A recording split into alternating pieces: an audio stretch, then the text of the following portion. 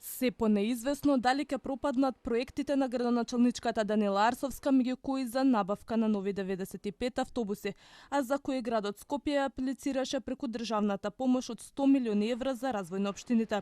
Според министерот за локална самоуправа, идејата на јавниот повик не предвидува пари за предпријатијата, туку за подобрување на инфраструктурата.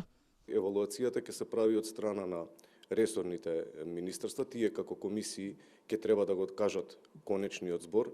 Јас можам само да потврдам која беше основната цел на јавниот повик, а тоа е подобрување на инфраструктурата во оние делови каде што локалните самоуправи немаат услови или можност да интервенираат.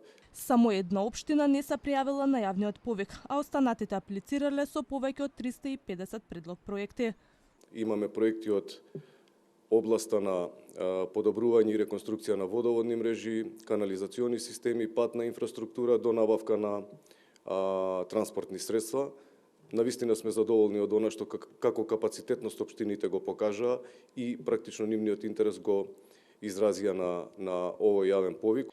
Во оваа прва фаза општините ќе ги поддржиме со близу 100 милиони евра, а веќе од следната година ќе бидат достапни нови 250 милиони евра за кога е планиран и нов повик.